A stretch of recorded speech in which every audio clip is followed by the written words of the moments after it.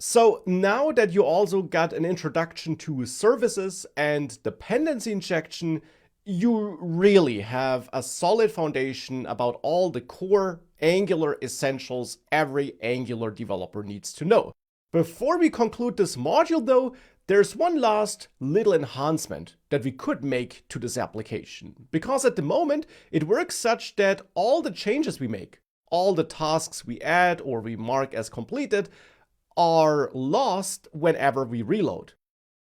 Because we're only working with some dummy data that's stored in memory and that's always recreated when the app restarts, therefore.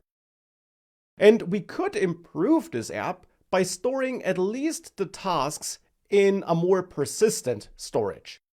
Now, later in the course, you will learn how to connect your Angular application to a backend, so to a server where data could be stored in a real database. But for the moment here, I'll just store that data in the browser storage, which is better than nothing, I guess. So the idea is to fetch the tasks from the browser storage when the app loads, and to update the tasks stored in the browser storage whenever we add or remove a task. And I'll start with the initialization. For that, we can add a constructor here to this tasks service, because as you learned, that's a function that's automatically executed when the app starts. And in there, we could set this tasks array equal to data that we fetch from local storage.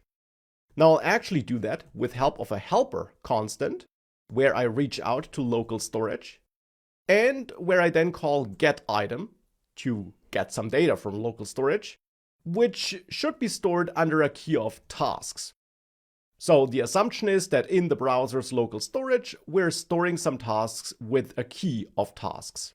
Next, I want to check if some tasks were found, and if I did find some tasks, so if some data was stored there, which will not be the case when we run this code for the first time, but if we do have some tasks, then I want to overwrite my tasks here with the tasks from local storage.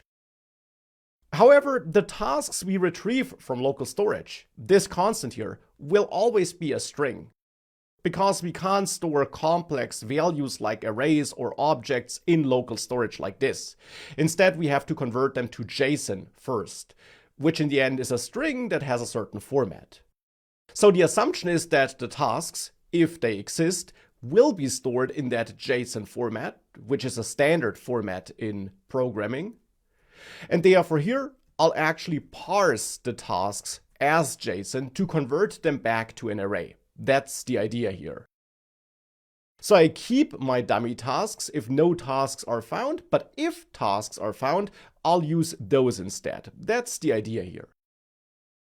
Well, and now we need to update the tasks whenever we save or remove a task. And therefore, I'll add another helper method here, a private method, which is only meant to be used from inside this service class, which I'll name saveTasks. And here, I will simply call localStorage setItem and set an item with a key of tasks, because that's also the key we're looking for when retrieving the tasks here. And I want to store my tasks array here. So I will now use JSON stringify to convert this tasks, the tasks array that's currently managed by this service, to such a string in the JSON format. And that will then be stored in local storage.